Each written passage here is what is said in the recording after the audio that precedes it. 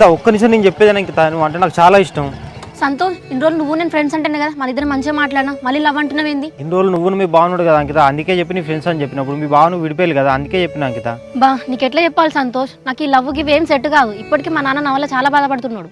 అంకిత first మన ఇద్దరం okay అనుకుంటే మీ నాన్న ఖచ్చితంగా ఒప్పిద్దాం కదా, మీ నాన్న ఒప్పుకుంటేనే పెళ్లి చేసుకుందాం అంకిత, లేకుంటే లేదు. అబ్బా సంతోష్, నేను కొంచెం ఆలోచించుకొని చెప్తా, ఇప్పుడు ఏం చెప్పలేను నేను. ఓకే అంకిత. ఏంటి సంధ్య ఇంత షాక్ ఇచ్చినావు? నీకు తెలుసు కదా నా మరదలదే ఎంత ఇష్యూ అవుతుందో. నువ్వు మీ మరదలు మాట్లాడుకుంటలేరు కదా, నువ్వు వెస్టింట్లేమో మా అమ్మ సంబంధాలు చూస్తుంది, అందుకని నీకు వచ్చిన మనసులో మాట చెప్పిన. సరే కానీ సంధ్య, నువ్వు ప్రజెంట్ నిన్న సిచ్యువేషన్లో నీకేం చెప్పాలో నాకే అర్థమవుతలేదు. ఓకే అని వేసిన మనసులో మాట నీకైతే చెప్పిన, కొంచెం టైం తీసుకొని ఆలోచించి చెప్పు. ఒకవేళ నీకు ఇష్టం లేదంటే చెప్పు అని వేసి, ఇప్పటి లెక్కన ఫ్రెండ్స్ లెక్క మూవ్ అయిదాం. సరే సంధ్య, కానీ నువ్వు ఇచ్చిన షాక్కి ఇప్పుడు నా మైండ్ అయితే చక్కగా పనిచేయలేదు. సరే, ఆ షాక్ల నుంచి బయటకు వచ్చిన తర్వాతనే ఏదో ఒకటి చెప్తుంది. ఇక నేను వెళ్తున్నా, బాయ్.